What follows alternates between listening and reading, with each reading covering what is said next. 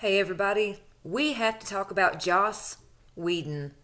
You know, there's like all kinds of stuff coming out. Now, I knew that Ray Fisher had come out last year, and Ray had a lot to say about how he was treated on the set from Joss Whedon. Um, Fisher first publicly spoke out on the subject of Whedon's alleged gross and abusive on-set behavior in the summer of 2020. His newest shot comes less than a week after Buffy the Vampire Slayer and Angel actress Charisma Carpenter claimed Joss Whedon's behavior on the set of those series triggered a chronic physical condition from which I still suffer. Charisma Carpenter said her decision to make the statement came as a result of her own involvement in Warner Media's Justice League investigation. Carpenter's allegation was added by fellow Buffy actress Michelle Trachtenberg, who wrote a post that said, in part, "I am brave enough now as a 35-year-old woman to repost this because this must be known as a teenager with his not appropriate behavior, very not appropriate." Trachtenberg later edited the post by adding, "The last comment I will make on this was there was a rule saying he's not allowed in a room alone with Michelle again." Now, if you didn't know, the show Buffy the Vampire Slayer was about Buffy Summers, and eventually she ends up with a teenage little sister. Michelle Trachtenberg plays little sister Dawn on the show Buffy the Vampire Slayer. I love that show. But it doesn't end. The fact, let's just stop for a minute. Now, Ray Fisher has already said Joss Whedon's behavior was disgusting, horrible, gross. On-set behavior, just inappropriate. Michelle Trachtenberg, teenage girl played on Buffy, for her to say that there was a rule, he's not allowed in a room alone with Michelle again, that speaks volumes. What the hell has Joss Whedon been doing on these sets? And why does Hollywood protect these people? Yes, we know they make high-rating shows that bring in millions of dollars, but this again proves how Hollywood protects their own and they hide this stuff. And then actors and actresses like these people have to deal with it. And they can't say anything because they're under contracts. They'll be fired. They can be sued. Talk about being sued for a minute.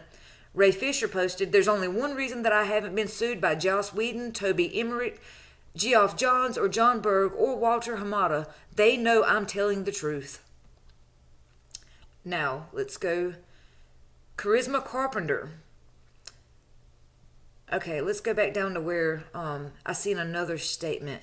So David Boreanaz, I think I'm trying to say that right, I'm sorry if I didn't. A number of other people who worked on Buffy and Angel, including Eliza Dushku, David Boreanaz, and star Sarah Michelle Gellar, also offered up expressions of support for their former co-workers.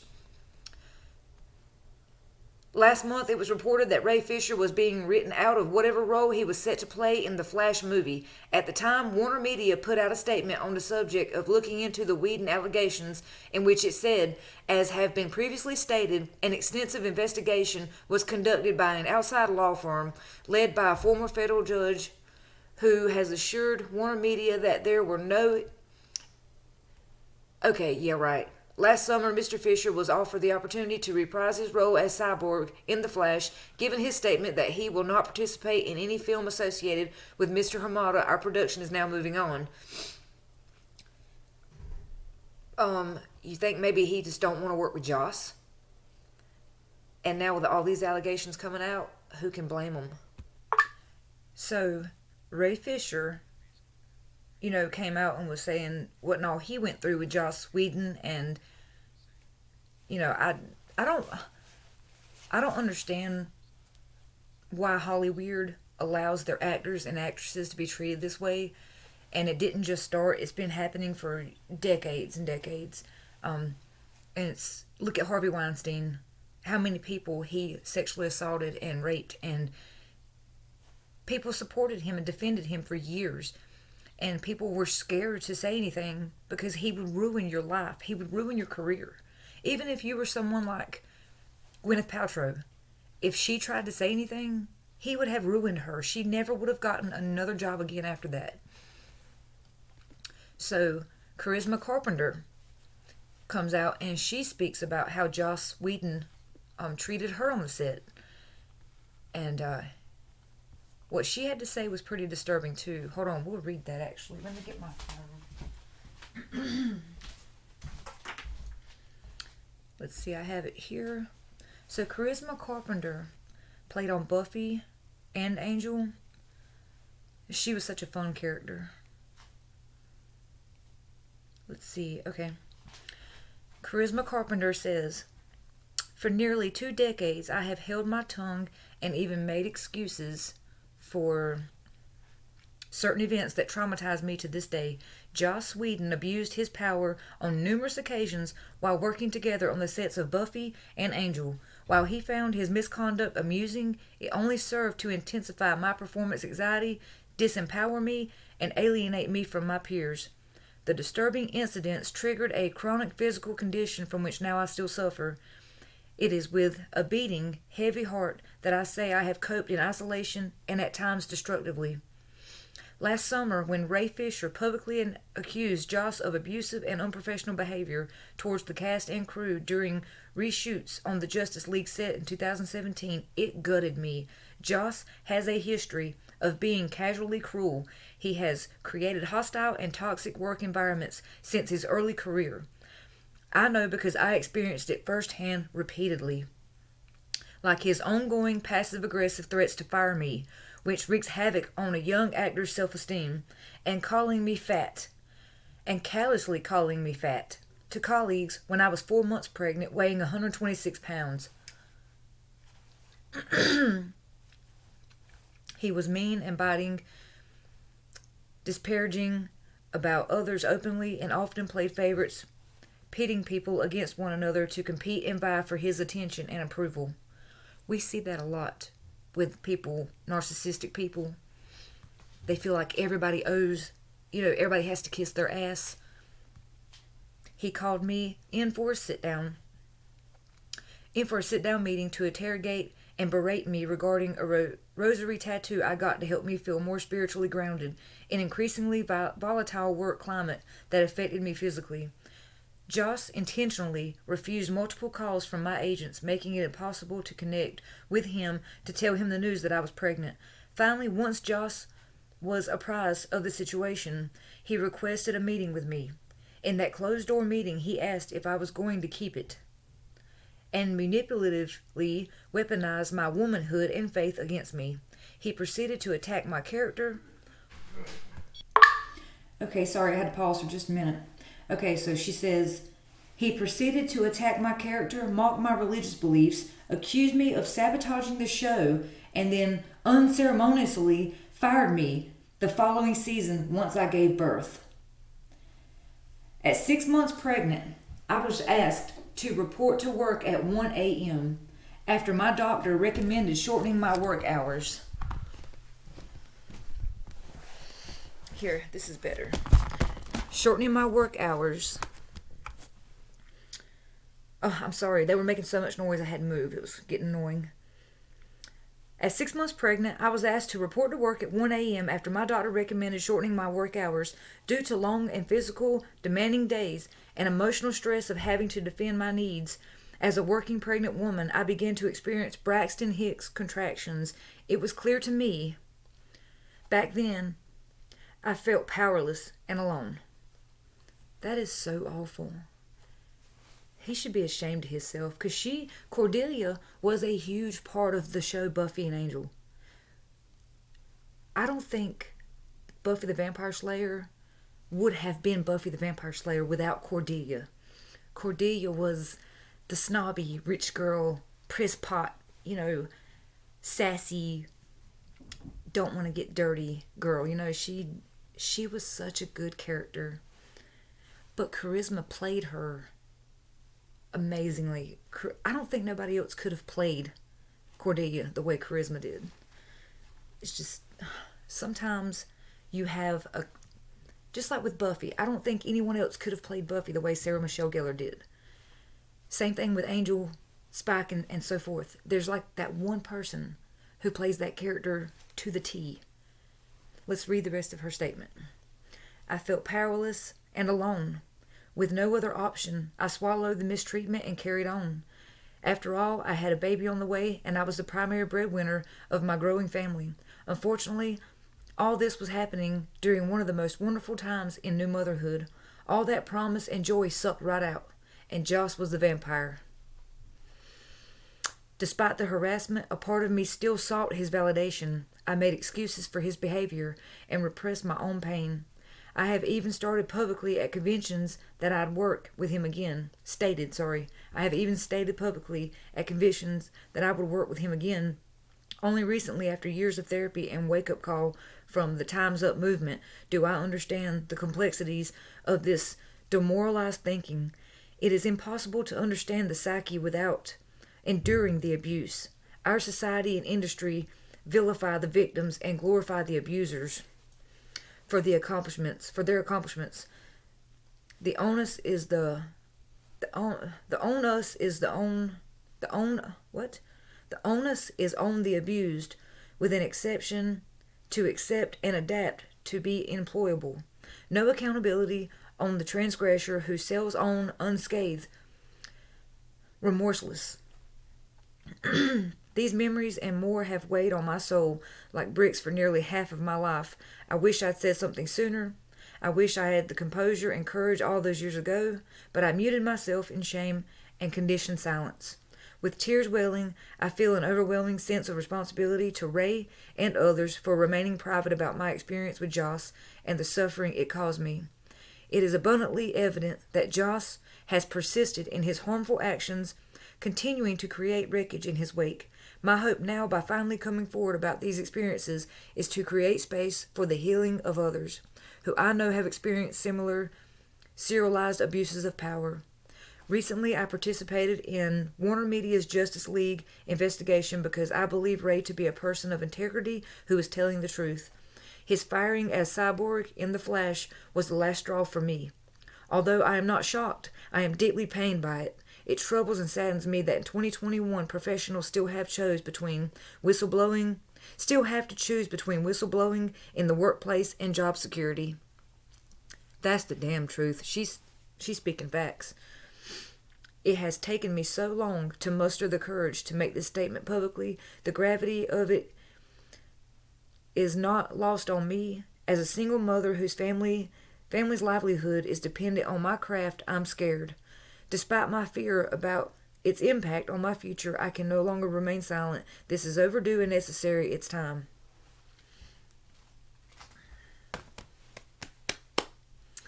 That was Charisma Carpenter. Wow.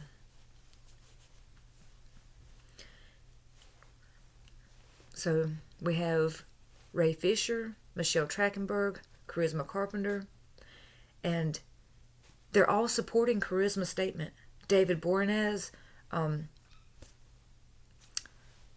Sarah Michelle Gellar, Elijah Dushku, James Masters, they're all supporting Charisma's statement. So you know they seen stuff too. And Sarah Michelle Gellar actually had something to say. She said, Sarah Michelle Gellar, who played the lead role in Buffy, responded to the allegations on her Instagram page, writing, "While I am proud to have my name associated with Buffy Summers, I don't want to forever be associated with the name Joss Whedon." And then, of course, Michelle Trachtenberg says, Michelle Trachtenberg, who played Dawn Summers in the series, followed with her own statement against Whedon. There was a rule saying he's not allowed in the room alone with Michelle again. Former co-star Amber Benson chimed in, stating, Buffy was a toxic environment, and it starts at the top. On Saturday, Adam Bush, Tom Link, Danny Strong, who all played villains in Season 6 of Buffy, joined the ranks of supporters on Twitter. I support Charisma, Sarah, Amber, and Michelle, wrote Bush. I admire their courage and leadership. The truth is powerful, and it prevails.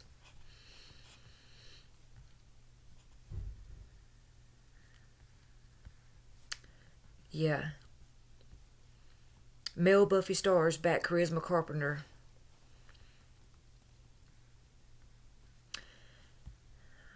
And then actor David Boreanaz, who played Angel on Buffy the Vampire Slayer, is the latest cast member to express support for former co-star Charisma Carpenter, who alleged misconduct by series producer Joss Whedon. Joss Whedon abused his power on numerous occasions while working together on the sets of Buffy, wrote Carpenter. We read that one. David wrote to Carpenter's tweet, I am here for you. I am here for you to listen and support you. Proud of your strength. And she said, I know you're there for me, David. I appreciate all you've done to demonstrate that support privately as well.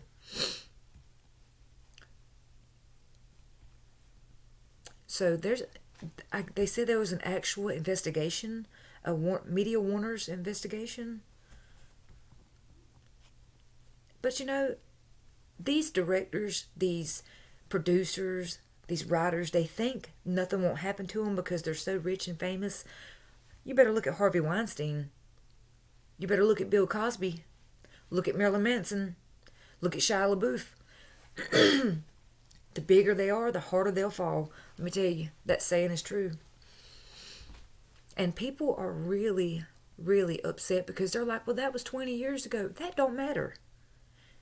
I don't care if it was a day ago or 30 years ago. It still wasn't okay. It's disgusting. Abusing your power to belittle people and degrade people and treat them like crap. Oh, because you're the big bad director, the writer, the producer, the owner. Get out of here. You don't treat people that way. You don't have to treat people that way. You can get more flies with sugar. You can get more flies with honey. You don't have to be mean. I mean, it's just, this stuff in Hollywood has to stop. There's too many people being, oh my gosh. If you think back to the Shirley Temple days, where, if you remember, let me pull that up on my phone right quick. The little girl who played Shirley Temple spoke out later on about the cast, about things that went on. Hold on. Shirley Temple was abused. See if it pulls it up. I can't remember how I pulled it up the other day. Okay. The studio torture and abuse of Shirley Temple, chased around a desk by Selznick, kicked George Jessel in the groin. Shirley Temple was the world's biggest child star, but had to suffer. She had to suffer years of tragic abuse. And, I mean, there's like so many different articles you can read about this. She went through so much. In her memoir, child star actress Shirley Temple claimed that an MGM drugged and molested a former Temple University employee at his home. There's such a bad history of sexual assault, sexual harassment on these movie sets, because these people get this a little bit of, they think they have a little bit of authority and they can just do whatever they want. It's just disgusting.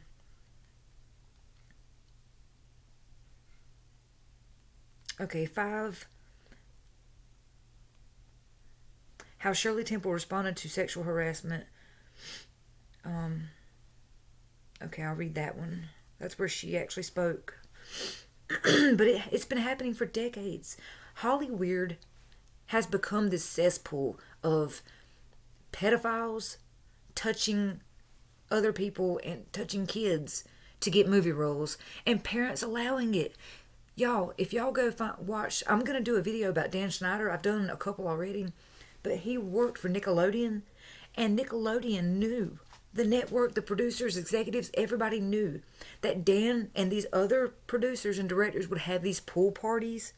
And at these pool parties, they would tell these little girls to put their bikinis on and go sit by the pool and play in the water and do this sexy, cute stuff to get Dan's attention and to get other director and producers and writers' attention so they could get hired for a show.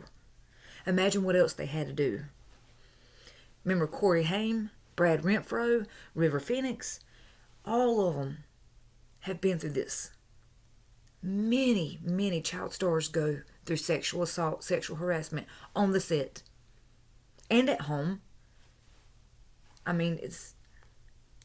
Okay, Shirley Temple was probably the greatest child star, not only for her generation, but of any generation. She was not just popular, she was phenomenally, outrageously popular. No one hadn't heard of her. Of course, her popularity was at its heights in the 1930s, but even someone growing up in the 60s, 70s, 80s would still know her, despite the fact she gave up acting early in her life. Of course, she was almost unbearably cute. As an innocent child star, it is hard to think that Shirley Temple might be the object of sexual abuse, but as Ann Hulbert relates in a recent article in the Wall Street Journal, on at least one occasion she was. One day, the 12-year-old Temple was alone with an MGM producer, Arthur Freed, in his office when he exposed himself to her. She didn't rush out to a microphone or call a lawyer. She looked at him for a moment and then burst out laughing. The humiliated Freed was so incensed that he ordered her to leave immediately. She went and told her mother, who shared her own stories of attempted abuse at the hands of an industry that today gives everyone else preachy lectures on how to behave towards women, but has a sorry record of practicing what it preaches.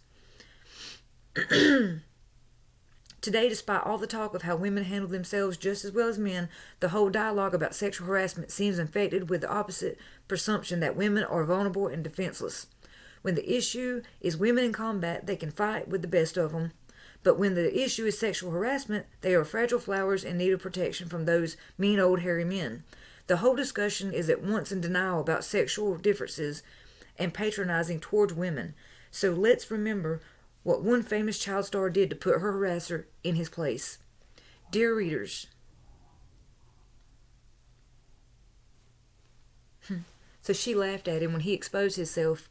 She laughed at him, and it humiliated him so much that he just ordered her to leave.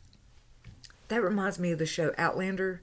Remember when the sergeant, I can't remember his damn name now, but the really bad guy, the one that's like raping everybody on that show, remember he tries to rape Jamie's sister, and Jamie's sister starts laughing at him because he can't get an erection, and the sergeant gets really mad, very pissed off mad, and he ends up slapping her and hitting her and slamming her head into the bedpost. She wakes up, he's gone. But he could not get an erection, so she was just laughing so hard. And her brother Jamie was like, "Why did you laugh?" And she was like, "It was just all I felt I could do." That's what that reminds me of, what happened with Shirley Temple. I'm sorry, my throat is like scratchy today. But yeah, sexual harassment is not racist. It's not sexist. It happens to everyone, any culture, any gender, any race, any sex, anything. Sexual harassment, rape, assault can happen to you and anyone else. It happens every day. I've been through it, and our parents tell us, if something happens, tell me. But like in my situation, I was terrified. My abuser would tell me, if you say anything, I'm going to tell them that you did this. I'm going to tell them that you came in here and just took your clothes off. And as a 6, 7-year-old child, I believed this, because when you're that young, your brain doesn't hold a lot of thought. But you can remember the bad. You can remember what gets you in trouble.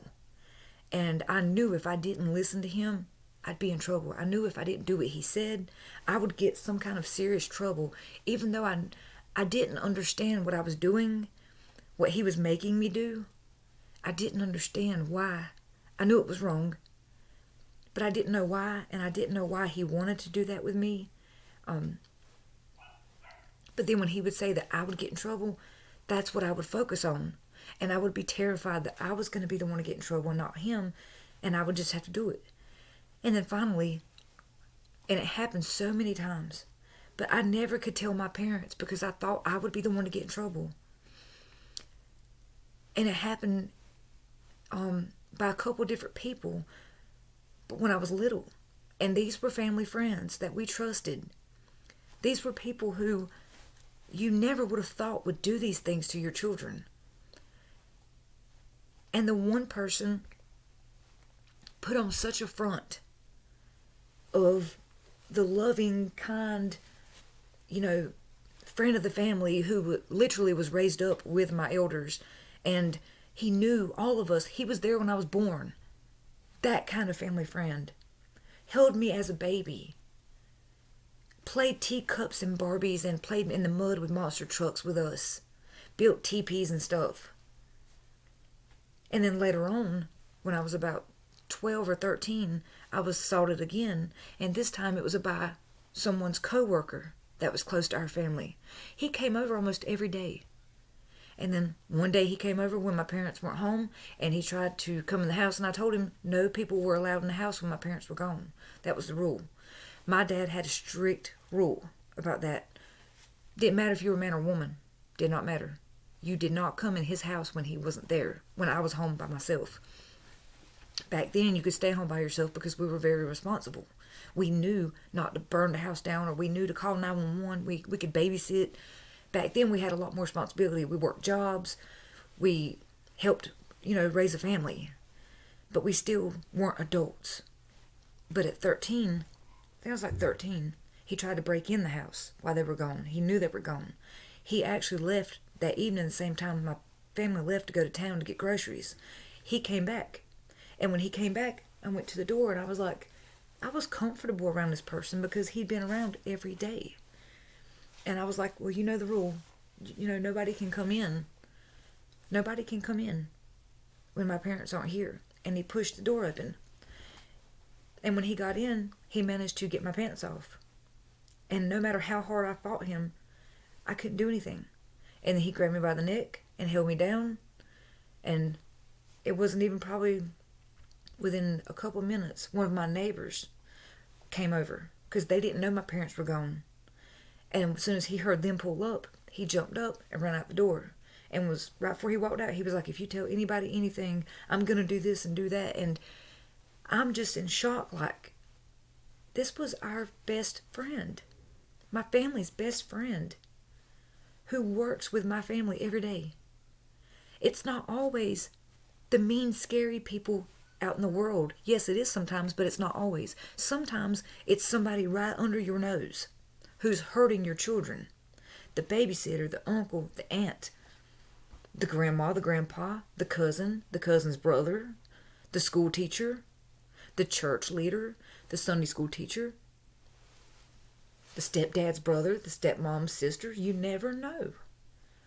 That's why you have to talk to your kids and help them to understand, to talk to you, and how to try to defend themselves in those situations. And even though I was raised up tough, I didn't know what to do. I had no idea how to defend myself in that situation.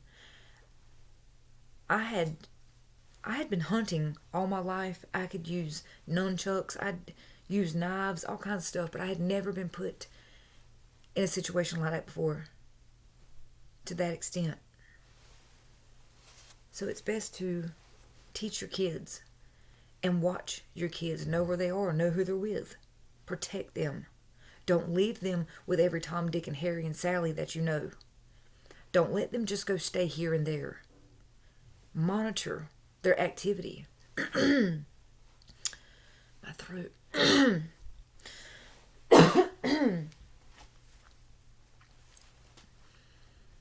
And then later on, when I got in abusive relationships, I felt like I deserved it.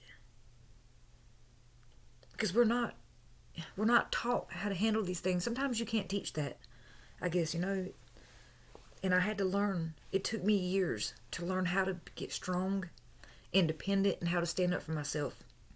Because for years, I would let people push me around. Where you're going to do this, or you're going to do that, and you're going to stay home, and you're going to cook, and you're going to clean, and you will do this and that. And finally, I had to learn. I've been through some scary stuff, I'm telling you. I know exactly how charisma feels. I know how every Harvey Weinstein victim feels. It's easy to say that you would do this or that until you're in that situation. You don't know what you'll do until you are in that situation. I see it on TikTok, Facebook, YouTube. I see it all the time. I would have done this. I would have, grabbed my gun. I would have done that or this. I would have fought back, or you don't know. You don't know. Especially when it's a family friend or a family member. or someone who's supposed to be taking care of you.